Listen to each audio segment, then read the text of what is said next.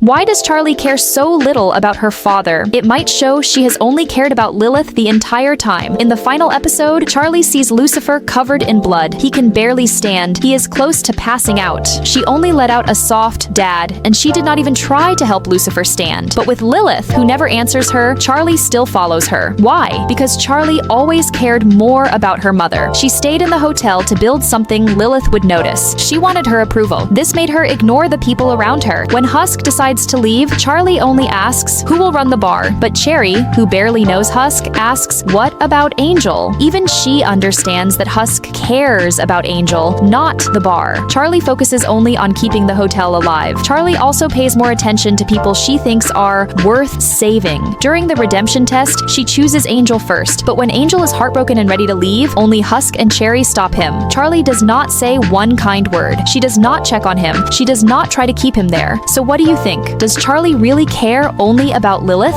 Why did Valentino become the new leader after Vox stepped down and not Velvet? In Hazbin Hotel, Velvet as the real backbone of the V's. She stays calm. She stays sharp. She sees right through Vox's dark nature. She was also one of Vox's closest helpers. But after Vox was forced to step down, why didn't Velvet take over? Why did Valentino become the new leader instead? The reason is simple. Valentino is only the face. Velvet still holds the real power. Velvet does not care about being seen by the public. She does not want to answer useless questions. She runs most of the recording work. She controls the media. So having Valentino represent the group makes more sense. Valentino also became an overlord earlier than Velvet. Velvet is the newest one. Her time in power is short. Valentino already has fame and a stronger image. Sinners trust him faster. The biggest reason is that Velvet hates dealing with other overlords. She insults them often. She shows no respect. If she became the public leader, she would create more fights. She would make the V's the common enemy of every overlord in hell. So, who do you think should lead the V's? Why did Valentino kiss Vox before tearing off his head? This suggests that he has always deeply loved Vox. In the finale of Hazbin Hotel, when Vox goes mad and prepares to sacrifice everyone, Valentino angrily rushes to tear off Vox's head. But before he acts, he noticeably kisses Vox. Why? Because he cares deeply about Vox and fears upsetting him. After Valentino secretly overhears a conversation between Vox and Alistair, "Val, don't be dramatic.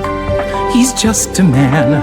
This shows that he always knew Vox was using him, and yet he willingly allowed himself to be used by Vox. Moreover, Vox has always been the most adorable in Valentino's eyes. When Vox goes on a rampage, destroying hell with his cannon,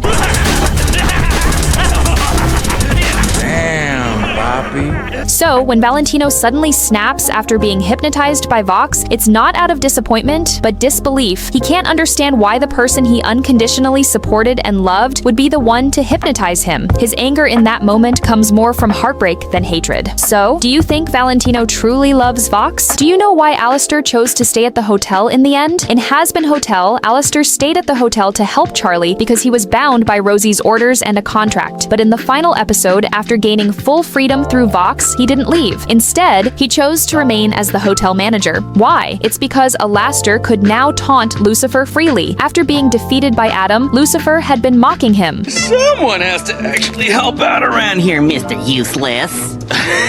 What do you actually do here? But after being captured by Vox, Alastair saw Lucifer in a vulnerable state. He also learned that Lucifer couldn't harm sinners. This meant Alastair could mock Lucifer without consequences. Also, he became curious about angels. When Emily, the six-winged angel, saved him, Alastair was momentarily shocked. He always saw angels as high and mighty beings who didn't care about sinners' lives. This made him want to understand angels more. Most importantly, he developed genuine feelings for the hotel. Though he never said it, he became genuinely interested in the strange, absurd, yet hopeful people at the hotel. So, do you think Alastair willingly stayed at the hotel? Did you notice? Vox's plan to attack heaven might actually work. Before season 2, episode 5 of Hazbin Hotel, Vox's plan to invade heaven seemed like a joke. He didn't have a weapon to kill angels, couldn't find a way to heaven, and wasn't even the strongest demon in hell, let alone able to defeat high-ranking angels. But in the latest episode, everything changed. First, Vox solved the weapon issue. Since Sarah couldn't tell the sinners in hell that Serpentius had been redeemed, and Camilla wanted to protect her kids, she had no choice but to help Vox create a weapon capable of killing angels. Next, Vox used Angel to control Charlie, solving the last two major problems. If he he controlled Charlie, it meant controlling Lucifer. With Lucifer on their side, they could enter heaven, and he would be their strongest ally against the high-ranking angels. The best part is, Lucifer can't refuse because he can't harm sinners. Most importantly, heaven has almost no defense left. The leader of the angel army, Abel, is the head exorcist, but he's never really been in a war and probably can't command the army effectively. So, what do you think could stop Vox? Did you know what can never exist in hell in Hazbin Hotel? When Lucifer and Lilith were punished and sent to hell, there's a line.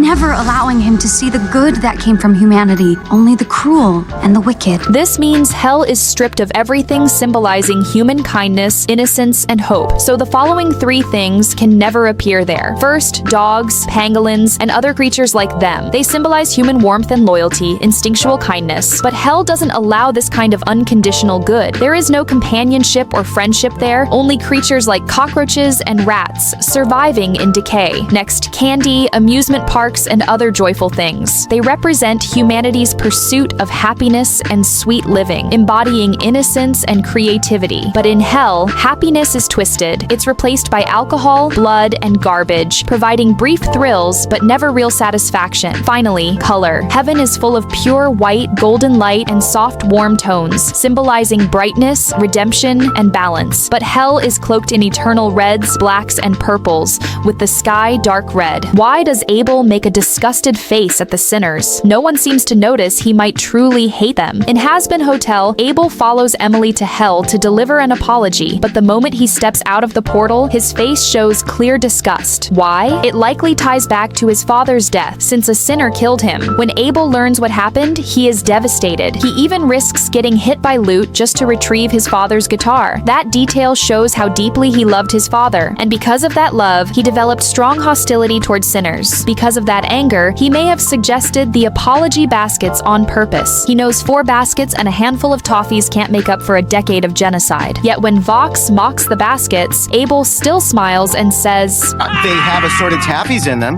Like, really good taffies. And the biggest clue? He never actually tries to apologize. Once they arrive in hell, only Emily and Sarah sincerely express regret. Abel stands on the side, making pointless comments that annoy Sarah and add nothing to the apology. So do you think Abel truly hates the sinners? Why could Husk recognize Angel in drag right away? It suggests he might be deeply in love with him. In Hazbin Hotel, Husk never says he likes Angel, but when he returns to the casino and sees Angel in heavy makeup and women's clothes, he calls his name instantly. He even blushes on the spot. That reaction shows his feelings were never shallow. Husk doesn't care about Angel's sexy looks. He cares about their connection. He doesn't flirt with Angel the way others do. He chooses real conversations. He chooses calm, honest moments. He genuinely hopes Angel can break free from everything holding him down. His face also gives him away. When Angel dances, Husk's eyes follow him without thinking. When Angel sits next to him, Husk blushes while talking. He even sneaks side glances at him like he can't help himself. Most importantly, Husk always puts Angel before himself. During the redemption test, Angel risks his life on the tracks to save him. Husk pretends to scold him afterward, but deep down, he's terrified. He doesn't think he's worth that kind of sacrifice. So what do you think? How much do you believe Husk loves Angel?